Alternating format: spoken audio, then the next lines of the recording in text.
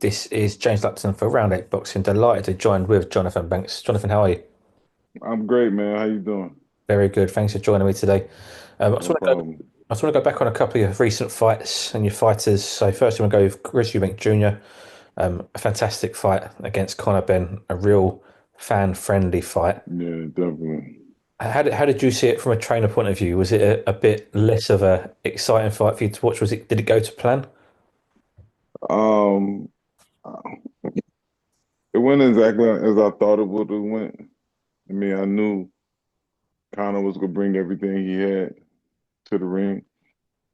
That's kind of his mentality. But this was just a bigger stage for him to do that on. And I knew that Chris Eubank Jr. his will to win is just far. I just thought his will to win was just a superior has a superior strength to it, and I think that's what he showed on that night. So you've been in boxing and around boxing for a long, long time. For Chris Eubank Jr., is his mindset and his determination one of his biggest assets? I mean, I think for most people who's in like a physically or mentally dominated sport, for them to have any type of success, their mentality must be a huge portion that goes towards their success. But to answer your question, I would say yes. His he has a skill set, but I think everyone has a certain skill set, But and I think I was saying to him a lot in the camp. This fight is gonna come down to who wants it more, who's willing to dig down more to be successful in the fight. You mentioned about camp there. So I want to talk to you about the weight cut. Obviously, Eubank missed weight by 0.05 of a pound. Got a ridiculous fine for it as well. A lot of people felt that he came in a little bit over to play mind games on Conor Benn. Can I just get your take on the weight cut? I mean, I think the bottom line was we had them on weight exactly, and when they came to the room and did a 3 or 4 day weight check or something, and to see where the guy's weight was at, and that's when we calibrated the scale to make sure our scale was on point with the official scale, because as everybody know, scales can be tricky. There's not an exact science to a scale. Now, if you 10 pounds over, yeah, we got a problem. But we calibrated the scales; they was the exact same. And on the night, on the day of, all of a sudden, our scale is on point where we need to be, and the official scale is, half pound over. So, um, why is that? Who knows? Every scale, every scales are all scales are different. You know what I'm saying? So some scales can get you by 8 ounces, some scales can get you by 5 ounces. 0.5 ounces, some do point 0.8 ounces. But the weight that he had, he felt good. He was looking good. Do you feel the weight at all played a factor into fatigue towards the later rounds of the fight? I can't say either way, yeah, or nay, because we prepared for that. So we prepared, so we prepared for it, so it won't be a factor mentally. Whether it was a factor for him physically or not, you know what I'm saying? That's something for him to say yes or no too. But I didn't want it to be a factor for him mentally. I didn't want it to get to him mentally. I wanted him to be, I wanted him to feel superior mentally, to think superior mentally, and to perform at a superior rate mentally. And that's the main thing I was trying to get out of him.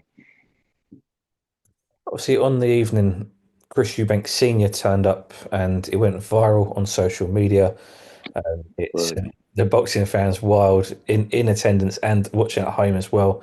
How far in advance did you know that Senior would be there, or was you as shocked when he turned up as everyone else was?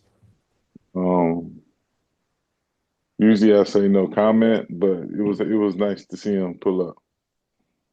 Do you feel it gave Eubank Jr. a little bit of an extra added boost as well? Have his father by his side. I mean, he was motivated because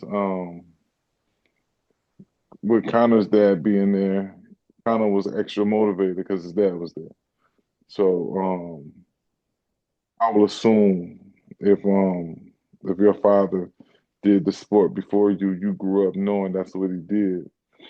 I mean, I will assume it would give you an extra boost of energy, knowing that he's right there by your side, walking out to the ring with you. I'm sure that is a boost. I want to talk about a potential rematch with Conor Benn. It was in the contract, a rematch clause, the same stipulations as this fight, we believe. But for you as his coach, do you have any interest in a Conor Benn rematch? Um, I don't have any interest in any fight unless my client sign on or agree to it, me personally. But I usually I don't know, I don't really get into it. I just once one of my guys called me and said, "What you think about this guy? We up next," and I give my spiel about it. So if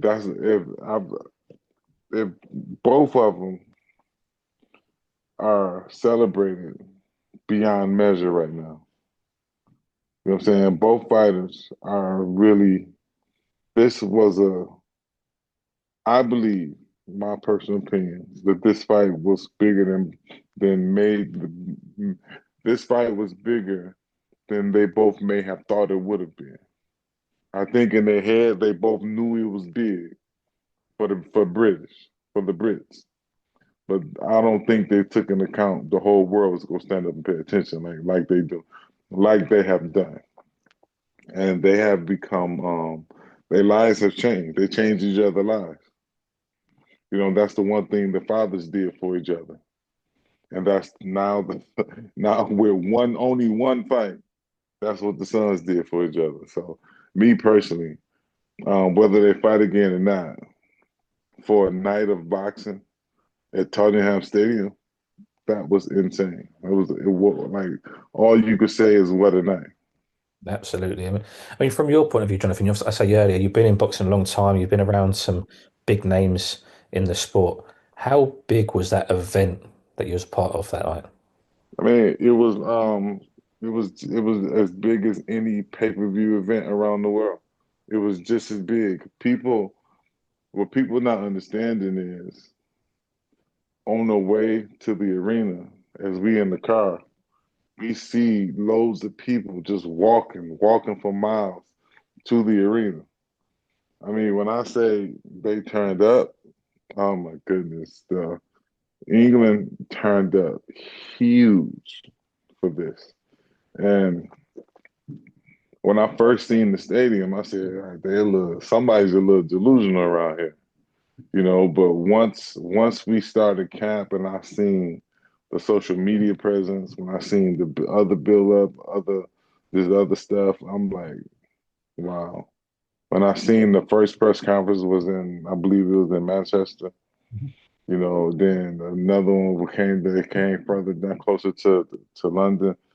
I said, okay, let's see how big this is going to be. They trying to do this, you know. I didn't realize it was going to be, but nothing prepares you for for fight night to see how huge everything is on fight night. Me personally, that definitely goes in the top 10. For you as a coach, in that atmosphere, in that moment between rounds, how do you keep your fighter composed, relieve that pressure from your fighter, and keep them focused? I mean, you have to stay that way.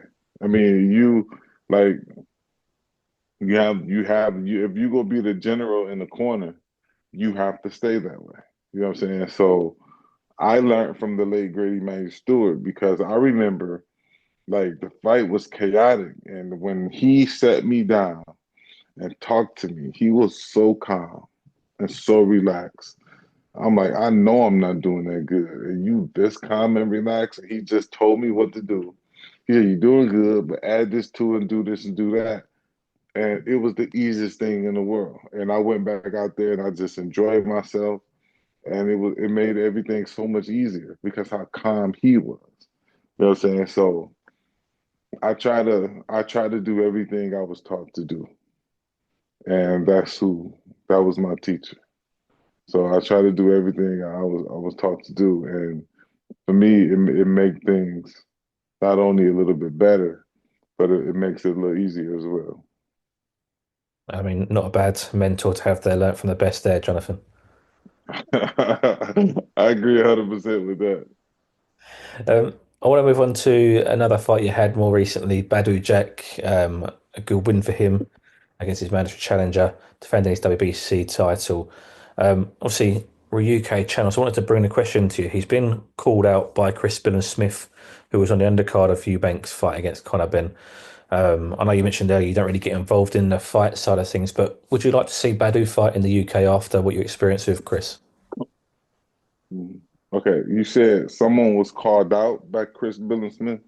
Chris was calling Badou Jack's name out. Oh, why was he doing that? He said he wants to fight Badou. He said he wants that title. So he won a shot at the title. Hmm. Everybody do. Is he a mandatory? No. No. Okay. Um, listen, I don't have any issue with. We had a good camp in London. I don't have any issue with Badu fighting in London. I mean, if the paperwork is right and the contract, they sign it is right, I don't have no issue with that. So it's not like um I don't know. It's not like you're talking about someone that. I mean, don't get me wrong. Tough competitor, fierce competitor. Nothing negative to say about him. But if everything is right, I mean, why not? I'm sure Badu would prefer to come back right away for unification. But if that's not in the air, then I'm sure he'll say why not. I mean, again, if they my guy usually my biggest comments come off of when my guys ask me about the difference in styles for different opponents. So I mean, I get into it on which one I think is this and that, but it's more so when they ask me. You know what I'm saying? Because just don't want to assume that this is what they want to do and go off and it may not be something they want to do. Then if I say it's something they want to do, they say it's not. Then somebody else will go take what I say and say, okay, he's scared. He said he want to do it, and I didn't want to get on. I don't really get into all that. No, absolutely. People start twisting things. On the subject of Badou, I just want to speak about obviously his age. He's coming, you would imagine, towards the tail end of his career, but he still seems to be a consummate professional. He seems to be working hard in that gym, performing in fights. He doesn't seem to be really aging at all. In terms of Badou, just talking about how professional he is. I mean, he's a constant professional. I mean, in camp, he's a better professional outside of camp than in camp. When he get in camp, he's a regular fighter. He get in shape. He got a nutritionist. He got the chef that cooks his food, and he get his shakes, and he do his workouts. He do everything he's supposed to do. But what makes him different is when he's not in camp, he's constantly working. He still stays in shape. So when it comes time to get in the gym, because he got a fight coming up, all we really working on is strategy because he shows up pretty fit. You know what I'm saying? So we don't spend the first 3 or 4 weeks trying to get his body in shape so we can go get him in boxing shape. So he shows up pretty fit. He has a very, very nice discipline about him. That's why, like for me to work with him and Chris in London, in one camp, it was easy because both guys is dedicated. Both guys showed me a discipline they have to show up every single day. They supposed to show up. They showed up, and if I ask for them to do one more, they're like, I'm done. If I ask to do one more, they say, okay, let's go. It's never an issue. You know what I'm saying? So it's an ideal situation for me, and I'm very appreciative of it. Obviously, it makes your life a lot easier as a coach.